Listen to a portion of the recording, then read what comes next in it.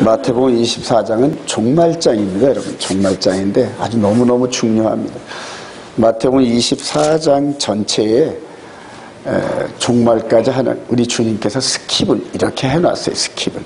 자, 그런데 이거를 읽는, 마태복음 24장을 읽는 기본 설계도가 있어요. 기본 설계도가 있는데, 마태복음 24장 우리 3절 한번 읽어볼까요? 예수께서 시작. 예수께서 감람산 위에 앉으셨을 때 제자들이 조용히 와서 이르되 우리에게 이르소서 어느 때에 이런 일이 있겠사오며 또 주의 재림과 세상 끝에는 무슨 징조가 있사오리까. 감람산. 우리 주님께서 감람산에서 지금 어디를 바라보면서 지금 말씀하시냐면 성전산을 보면서 말씀하셔요. 감람산에서 이제 성전산인데, 여러분들 감람산의 구조가 이렇게 구조가 보면 이래요. 이런 식으로 돼 있어가지고 여기가 감람산인데, 여러분. 감람산에서 승천하셨죠? 승천을요? 감람산에서. 자, 그리고 이제 여기가 성전산입니다. 성전산. 성전이 여기 이렇게 있습니다. 성전이 또 이 뒤에는 또 이렇게 돼 있어요. 그래서 이 뒤쪽 여기에 다윗성이 있고, 여기 있고, 요쯤에 조그만 구릉이 있는데, 이게 찌온산입니다. 시온산. 시온산에서 다윗성에서 시온산을 이렇게 보면서 성전산을 보는 구조로 돼 있거든요. 그래서 다윗성 밑에 이제 기드론 시냇가가 기드론 시냇가 이렇게 해서 이게 이제 이거와 연결돼 있어요. 이렇게. 그래서 이 성전산을 중심으로 삥 돌아서 감람산까지 구름으로 이렇게 되어 있습니다. 그래서 다윗이 여기서 있다가 압살롬이 들어온다, 쳐들어온다는 소리를 듣고 그냥 신발도 못 신고 일로 도망가가지고 나중에 감람산 고개를 이렇게 올라가면서 피난 가면서 이제 이쪽 뒤로 이제 여리고로 가는 거예요. 여리고로 도망가는 이 부분인데, 요단강 쪽으로 도망가는 길입니다, 이게. 그래서 이 감람산 이후로 올라가면서 그냥 잠자다가 신발도 못 신고 쫓겨나왔거든요. 그러니까 여기서 올라갈 때 얼마나 비참했겠습니까? 머리가 흐트러지고. 옛날에 머리가 길었잖아요. 이 여기를 올라가면서 눈물을 얼마나 흘리는지. 그래요. 이 구조가 이랬습니다. 그러니까 하나님께서는 여러 모양, 여러 방법으로 주의 사역에 대해서 예시를 해놨어요. 근데 오늘 마태복음 24장은 성전산에서 화 있을진저 너희 바리새인들아. 이게 이제 마태복음 23장이거든요. 이스라엘의 선생된 자들을 향하여 아주 막 그냥 저주를 뿜으십니다. 저주를 하십니다. 화 있을진저 이러십니다. 그래놓고 이제 이렇게 올라오셔가지고 감람산에서 여기를 내다보고 있단 말이에요. 여기를 내다보고 있는데 제자들이 와서 묻는 겁니다. 주님께서 지금 이렇게 말씀하시고 이렇게 오셨는데 종말 때는 어떤 현상들이 일어나겠습니까? 하고, 그리고 여기서 보시면서 이렇게 보는 이런 장면이더라고요. 마태복음 24장. 자, 그런데 여기까지 키로수로 한 1km에서 한 1.5km도 안 되는 요즘 이렇게 보여요. 이렇게 보입니다. 바로 앞에 동네처럼 보입니다. 앞에 동네에서 보여요. 자, 그러면서 이제 마태복음 24장을 읽으셔야 됩니다. 읽으셔야 되는데, 이제 3절 이하에 한번 4절 볼까요? 예수께서 시작합시다. 시작. 예수께서 대답하여 이르시되 너희가 사람의 미혹을 받지 않도록 하라. 많은 사람이 내 이름으로 와서 이르되 나는 그리스도라 하여 많은 사람을 미혹하리라. 그래요. 첫 번째. 여기서 우리 주님이 말씀하십니다. 첫 번째, 거짓 선지자가 나타날 거예요. 그러니까 여기에서 여기를 보시면서 말씀하시는 겁니다. 근데 이게 지금 어디에 갇혀 있냐면은, 제가 지금 의도가 마지막 한일에 안에 있다는 얘기예요. 한일에. 여러분, 이 한일에가 성경 전체를 농축시키고 미래를 향하여 뻗어져 나가는 얘기입니다. 그래서 한일에 안에 하나님께서 이 모든 것들을 이제 가둬 놓으셨는데, 요 감람산에서 이렇게 말씀하시고 난 다음에 얼마 있다가 뭐를 짊어지신다? 십자가를 짊어지시고. 감람산 강화가 끝나고 난 다음에 마태복음 25장, 26장, 27장. 자, 근데 이제 여러분들 감람산 요 강화를 말씀하시는 요 배경을 요 24장을 접어놓고 조금만 더 앞으로 가보십시다. 21장. 마태복음 21장. 우리 7절 나귀 시작. 나귀와 나귀 새끼를 끌고 와서 자기들의 겉옷을 그 위에 앉으매 예수께서 그 위에 타시니 무리의 대다수는 그들의 겉옷을 길에 펴고 다른 이들은 나뭇가지를 베어 길에 펴고 앞에서 가고 뒤에서 따르는 무리가 소리 높이 이르되 호산나 다윗의 자손이여 찬송하리로다 주 이름으로 오는 이여 가장 높은 곳에서 호산나 하더라. 지금 요 감람산 강화 있기 전에 6일 전인데 6일 전에. 자, 요거를 지난주 토라포신 했던 분들은 요한복음에서 이걸 발견하죠. 요한복음 12장 한번 가보십시다.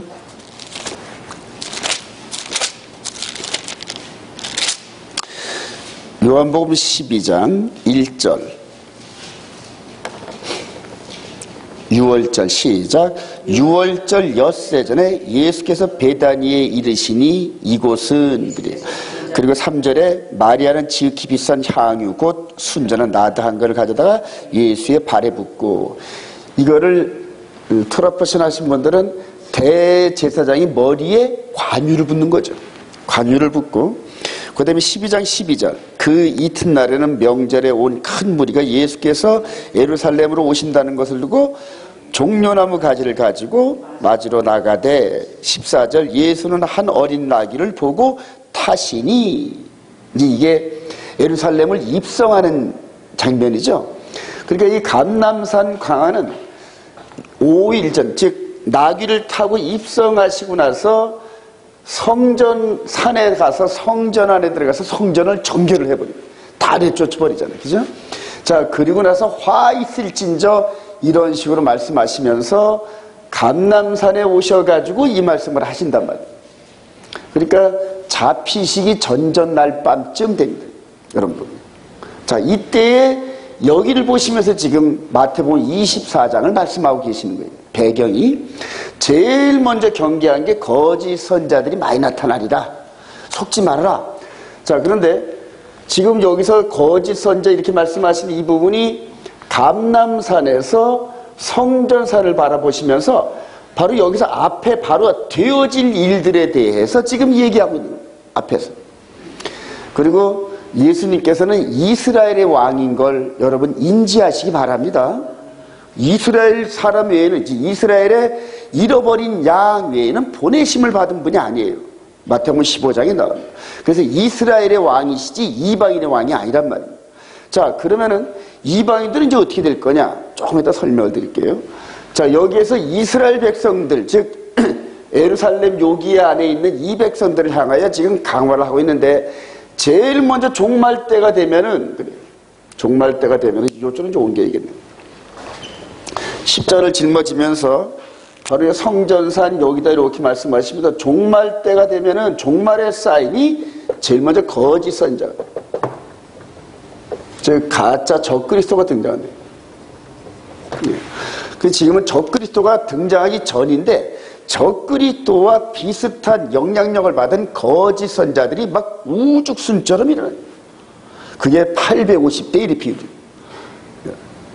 850대 비율인데, 그러니까 아합 시대 때 바알 선자 450, 아세라 400명, 엘리야 한 사람이었단 말이에요. 지금 이 시대의 그 비율이 그렇다는 얘기예요, 여러분. 지금 깜짝 놀라셔야 됩니다.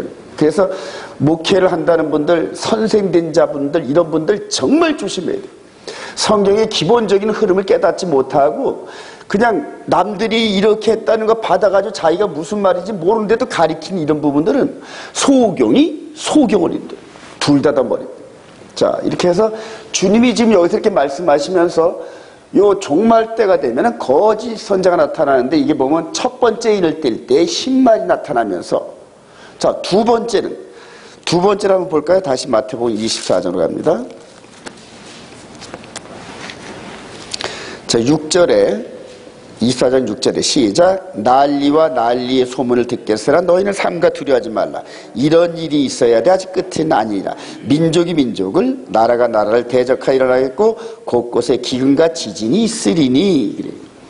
자, 두 번째는 뭐가 나타나냐면은 두 번째는 나라와 나라, 민족이 대적하면서 전쟁이 일어나요.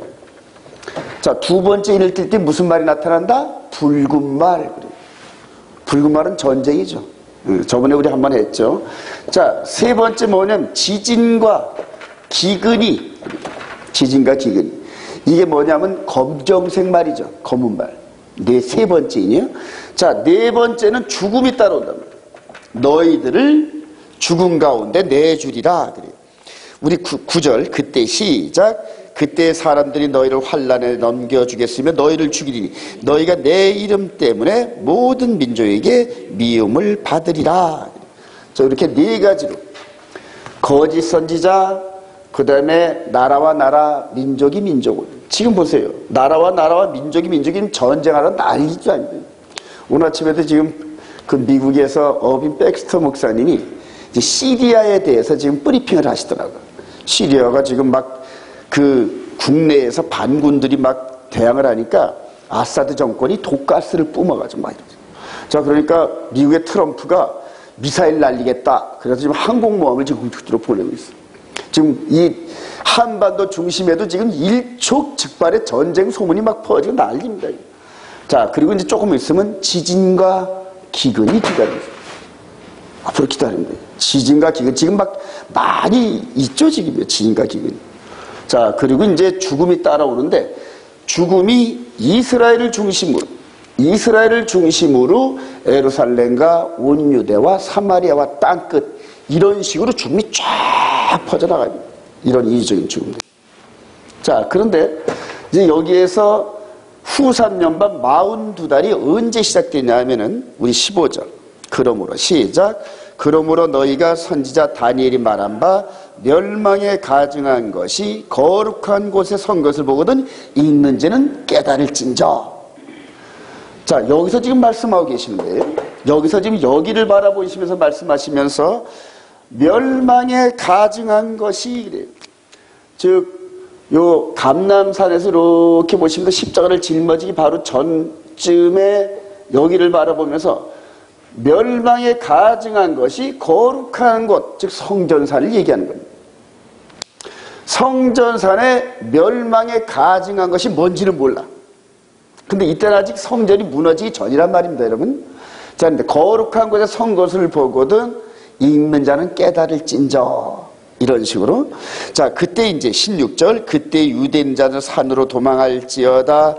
21절에 이는 그때에 큰 환란이 있겠습니다. 창세로부터 지금까지 이런 환란이 없었고 후에도 없으리라. 22절 죽음 있는 곳에는 독수들이 모일 것이니라. 그러면서 42달 즉 멸망에 가증한 것이 거룩한 것에 서는 그때를 시작을 해서 후 3년반 42달이 부릉 하고 돌아갑니다.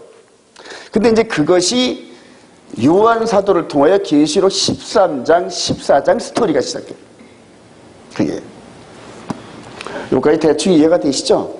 그래서 한 일에 안에 모든 걸 감춰놨는데 지금 우리 주님이 여기서 말씀하시면서 여기서 지금 마태복음 24장. 요렇게 마치 건너동네 바라보는 듯한 즉 앞에 있는 성전산을 중심으로 앞으로 일어날 일들에 대해서 지금 제자들을 12명을 두루루 굴비뚝뚝이 묶어가지고 감람산에서 이렇게 바라보시면서 말씀하고 계세요. 마지막 때 이 거룩한 성전산을 중심으로 해서 이런 일들이 벌어질 거다.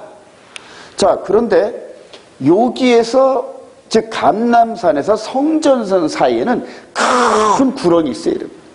이게 이제 기드론 시냇가입니다. 기드론 시냇가.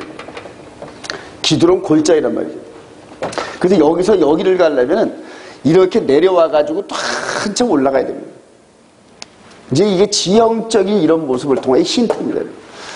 자, 여기서 유월절 십자가에 죽으시고 무교절, 초실절 부활하셨다. 할렐루야. 그리고 50일 있다가 오순절에 성령 강림이 딱 있으시고, 성령 강림. 너희들이 여기 있어서 예루살렘을 떠나지 말아라. 너희들이 성령이 임하면 권능을 받고 예루살렘과 온 유대와 사마리아와 땅끝까지 일어나 내 증인이 되리라. 할렐루야. 증인이 딴 게 아니에요. 십자가를 짊어지신 그분이 3일 만에 부활하셨다, 이 얘기거든. 자, 그리고 이제 여기서 이제 이렇게 69일에를 이렇게 한번 계산해 봅시다. 69일에. 여기까지가 69일이에요. 69일에서 이렇게 오는 동안에 요까지가 로마 제국이 이스라엘을 지배했고, 요 이전에는 헬라, 요 이전에는 페르시아, 요 이전에는 바벨론, 이런 식으로 해서 다니엘의 70일에 69일에가 딱 마무리가 되고 나서 지금 한 일회가 돌아가고 있는 중인데, 요 일을 접어주시고 다니엘서 9장으로 한번 갑시다. 다시 한번.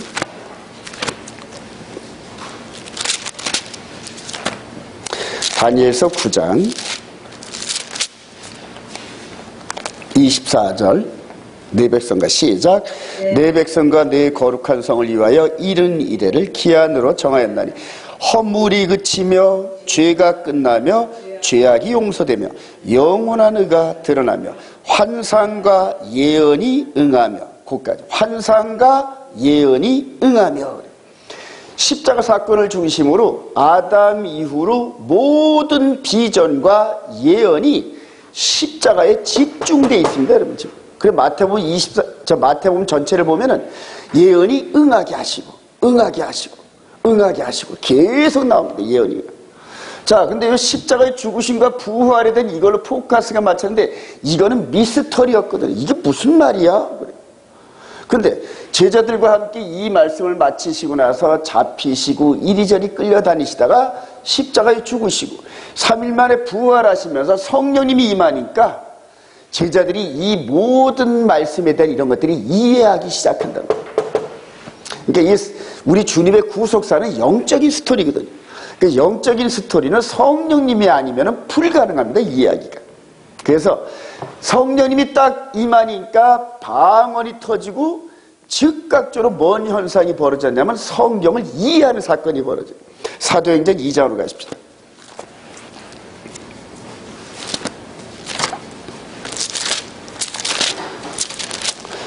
사도행전 2장 우리 4절. 그들이 시작. 그들이 다 성령의 충만을 받고 성령이 말하게 하심을 따라 다른 언어들로 말하기를 시작하느니라. 그래서 막 방언을 하니까 사람들이 모여가지고 13절 시작. 또 어떤 일은 조롱하며 이르되 그들이 새술에 취하였다 하더라. 아침 해장을 너무 많이 했나봐, 술 취한 놈들, 이런 식으로 비하했단 말입니다. 이때 베드로가 14절 베드로가 11사도와 함께 소리 높여 이르되 그래요.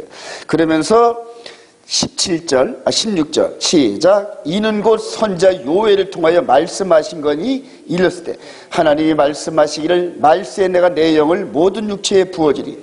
너희의 자녀들은 예언할 것이요 너희의 젊은이들은 환상을 보고 너희의 늙은이들은 꿈을 꿀 것이라. 이렇게 예언했던, 즉 베드로 사도보다 한 800년 전 사람인 요엘 선자의 그 말씀이 임한 거다, 이렇게 해석을 하는 거예요. 이해가 되시죠, 여러분? 즉 기록되어진 말씀이 눈앞에 나타난 현상을 성령님이 임하시니까 깨닫고 성경에 통해서 예언한 것이 성취된 거다, 이렇게 얘기를 하면서 그 이전에 십자가 사건, 너희들이 며칠 전에 한 50일 전쯤에 매달아 죽여라 십자가 매달아 죽여야 했던 그분이 보니까 메시아더라. 할렐루야. 이스라엘 백성들은 메시아라면 그냥 뒤집어집니다. 깜짝. 우리가 이렇게 생각하는 개념의 메시아가 아니에요. 그들 어마어마합니다. 그들 메시아. 그렇게 해놓고 이제 성령 강림이 또 해서 깨달아지니까 여기서부터 베드로가 십자가 사건과 이 사건들을 전부 다 지금 그냥 눈으로 본 듯한 그런 모습으로 지금 얘기하고 있는 거죠. 이후로 솔로몬 성전 거에서 그 솔로몬 회당에 모여가지고 요한과 베드로가 막 설교할 때 전부 깨달은 이 얘기한 거예요. 너희들이 매달아 죽이라고 외쳤던 그분이 메시아였는데 죽은 지 3일 만에 부활하였더라. 할렐루야. 그리고 뒤에 11사도들이 10명의 사도들이 아멘 아멘 아멘. 그 사도가 지금 얘기한 게 우리가 증인이야. 그분이 너희들 뻘이 죽은 거 봤잖아. 매달아 죽인 거 봤잖아. 그리고 장사 지낸 거 봤잖아. 근데 그분이 살아나셨다. 할렐루야. 그리고 나서 제자들이 아멘 아멘. 성령님이 막 기름 붓듯이 부으니까 어찌할꼬 우리가 메시아를 십자가에 매달으라고 했는데 어떻게 하면 좋으냐. 회개하라. 그리고 침례를 받고 회개하고 예수를 영접하라. 그래야만 뭐를 선물로? 성령을 선물로 주시네. 할렐루야. 성령을 받으니까 이전에 있었던 기록된 말씀들이, 예언들이 예수 그때 십자가를 초점으로 전부 깨달아지기 시작한다. 이해가 되시죠? 그래요. 자, 이래 놓고 그 다음에 여기로 바로 42달로 간 것이 아니라 스데반 집사 사건을 통하여서 이 교회가 어디로 갔다? 이방 지역으로 빠져난 거예요. 이방 지역으로. 그렇죠, 여러분? 이방 지역으로 빠져. 그러니까 나라의 본 백성들, 유다 지파들의 이걸 꺾었단 말이에요. 그리고 우둔하게 만들고, 그리고 십자가를 매달고 복음을 이 거절한 대가로 우둔하게 했는데, 어제 우리 설명드렸죠? 가데스 바네에서 거부하니까는 하루를 1년부터 40년 동안을 이방지에 유리방황해가지고 불순종의 세대들을 전부 죽게 만들었던 거예요. 그 사건이 모세를 통하여 출애굽하라는 과정이었는데, 이제는 진짜 선지자이신 진짜 메시아인 예수 그리스도를 통하여 지금 이스라엘 백성들을 인도하는 과정인데 똑같은 모습으로 나타난단 말이에요. 가데스반의 40년 동안의 이방 지역에 하는 과정이나 지금 기독교 2000년 동안에 이스라엘 백성들을 중심으로 해서 교회가 이방 지역을 한 바퀴 도는 거나 똑같단 말이에요. 자, 그래서 여기에서 십자가 사건과 부활 사건 이후로 이방 지역으로 빠져나오면서 이렇게 돌아가는 이 과정이 기독교 2000년인데 여기서 바로 에서버두 사빌라 사건들이 여기서 이루어집니다. 자, 그리고 나서 이제 다시 감람산에서 내려와 가지고 성전산으로 올라가는 이 중에 저와 여러분들이 있는 거란 말이에요. 자, 이 와중에 지금 어떤 나라가 있다?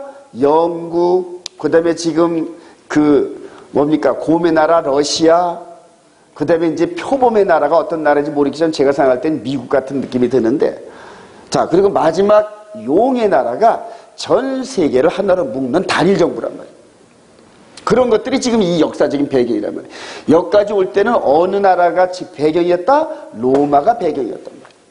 그러나 2000년이 지나면서 우리 주님 재림하시는 42달이 이렇게 펼쳐지고자 하는 그때에는 세상 나라가 사자, 곰, 표범, 용의 나라란 말이에요. 그리고 이제 계시록 13장, 14장이 이제 여기서 막 갈 준비라고 했다. 근데 포인트가 뭐다? 여기에 거룩한 곳에 멸망에 가증한 것이 선 것을 보거든 그래요. 그리고 거기에서 내가 하나님이야 하는 배도하는 그 인물이 멸망의 아들이 나타난답니다. 이해가 되세요, 여러분? 그래요. 그 기본 건물 구조를 알아야 그 건물에 들어가서 어떻게 한 이런 것들이 보이잖아요. 그러니까 우리 성령님께서 성경의 구조, 기본 구조를 이런 식으로 그려놨는데 이 구조 안에서 해석을 해야 예언서가 나온단 말이에요. 근데 현재 지금 그 대체 신학이라든가 세대주의, 그 다음에 이런 부분들은 이 구조가 아니에요, 여러분. 간단히 언급을 하면은 지금 세대주의 관점은 이렇게 놓고 요까지가 7일에 62일에 해놓고 한일회가 여기 있는데 요 한일회를 이렇게 이방인의 시대를 끝을 놓고 이방인 시대라고 이렇게 놓고 한일회를 여기다 갖다 7년을 갖다 해야 돼요. 7년. 이게 지금 세대주의 관점이에요. 그래서 다니엘의 마지막 한일회를 역사의 끝자락에 놓고 7년 평화가 언제 나타나냐? 이것만 지금 목이 그냥 눈이 빠지라 쳐다보고 있답니다. 여러분, 근데 7년을 이 7년 안에 어떤 사건이 있는지 한번 볼까요? 7년 안에 역사를 움직일 수 없는 사건이 딱 한 사건이 있어요, 여러분. 다니엘서 9장으로 다시 한번 갑시다. 여러분들이 스스로 정리하셔가지고 나중에 더 채우시기 바랍니다. 자, 다니엘서 9장 26절. 예순두 일의 시작. 예순두 일의 후에 기름 부음을 받은 자가 끊어져 없어질 것이며 장차 하나님의 백성의 곧까지요. 27절 시작. 그가 장차 많은 사람들과 더불어 한 일해 동안의 언약을 굳게 맺고 그가 그 일의 절반에 제사와 예물을 금지할 것이며 이게 수도할 것이며 샤밧 이렇게. 자, 그러니까 여기서 69일에까지 끝나고 한 일에 안에 어떤 사건이 벌어진다? 십자가 사건이 한 일에, 마지막 한 일에 있단 말이에요. 십자가 사건이. 그리고 그게 언제냐면 한 일의 중간에 십자가 사건이 있단 말입니다. 한 일의 중간에. 마지막 한 일에. 자, 그러니까 지금 세대주의가 기독교 2000년 이방인 지역 이거를 지나고 난 다음에 한 일의 사건을 여기다 가져오면은 뭔 사건을 여기다 지금 가져온다? 십자가 사건을 지금 이 시대로 끌고 오는 거란 말이에요. 불가능합니다. 그래요. 십자가 사건은 요 62일에 끝나고 한 일에 안에서 여기서 중간에 한 일의 중간에 십자가 사건이 있단 말이에요. 근데 이 십자가 사건을 2000년이 지난 현재까지 끌고 오는 거예요. 그래서 이게 아니라고 얘기를 하는 거예요. 이제 이거를 처음 들으면 잘 이해가 안 되는데요. 자꾸 보시면 이제 이해가 됩니다, 여러분. 자, 다음에 이제 재림교는 어떤 식이냐면은 이제 두 종류가 종말론이 있어요, 좀. 자, 이렇게 해서 여기서 7일에 62일에 한 일회를 여기다 해가지고 요까지를 이렇게 놓고 여기서 십자가 사건이 있고 난 다음에 오순절 사건 이후에 스데반 집사가 순교하는 요때를 이 한 일의 끝에다 둔단 말입니다.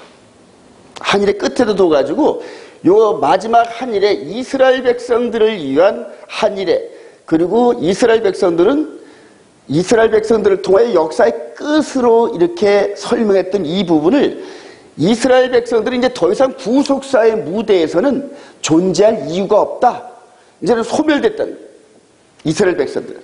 왜냐하면 한일의 이 부분 속에서 불순종했기 때문에 더 이상 이스라엘 백성들은 구속사 무대에 시계 추적하려 하지 않는다. 이 얘기란 말이에요.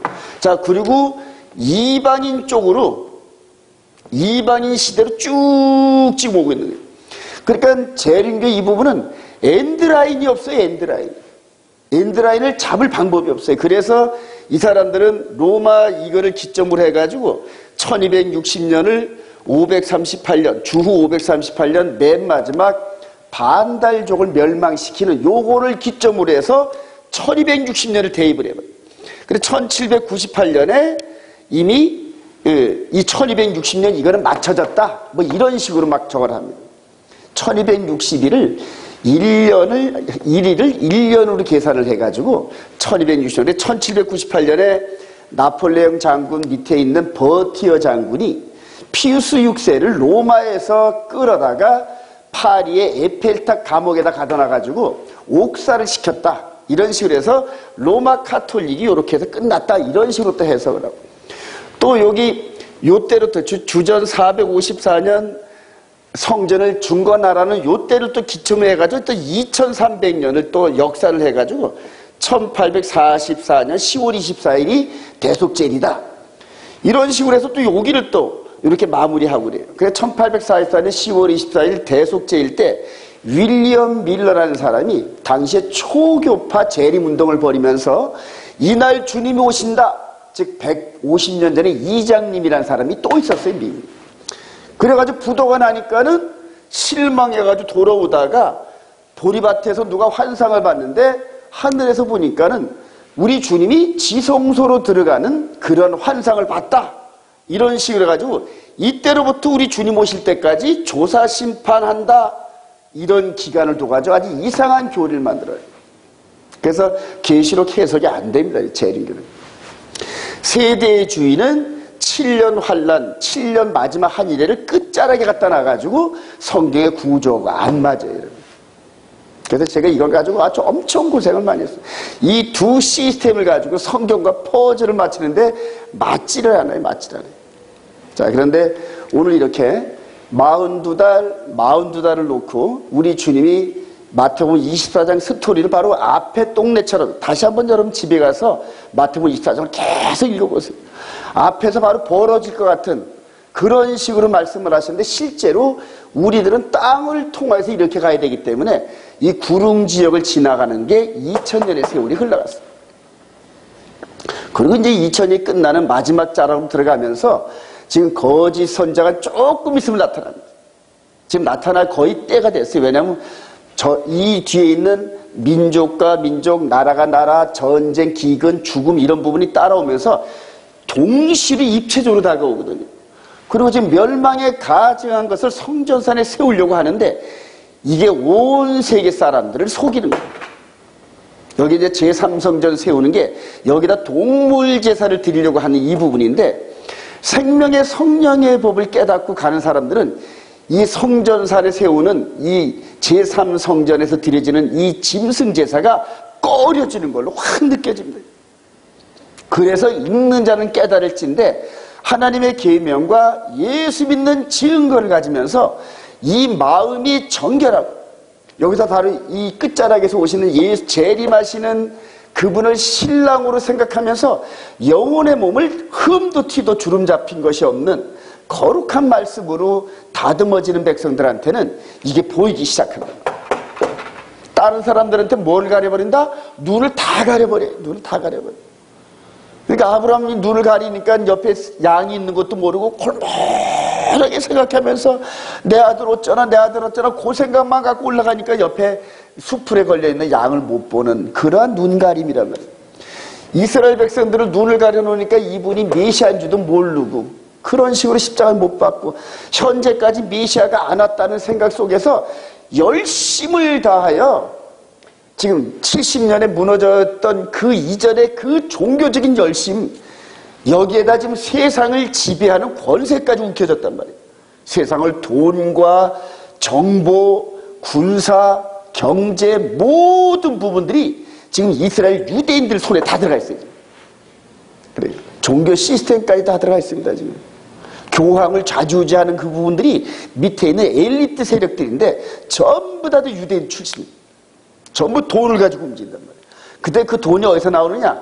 미국의 FRB, 미 중앙연방은행에서 돈을 찍어냅니다. 예전에 종이로 찍어냈지. 지금은 컴퓨터로 입력만 시키면 돈이 돼, 걔들한테. 저와 여러분들은 열심히 땀 흘려가지고 저축해야 돈이 되는데 그들은 그냥 얼마가 필요해? 10조가 필요합니다. 그러면 10조를 컴퓨터에 입력만 하면 그게 돈이 돼버려요. 그 돈. 어마어마한 사건이 벌어집니다, 지금.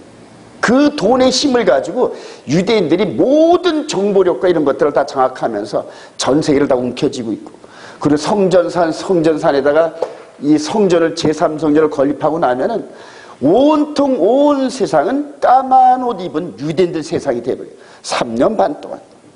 근데 그들이 자칭 유대인들이 사탄에 휘둘려요.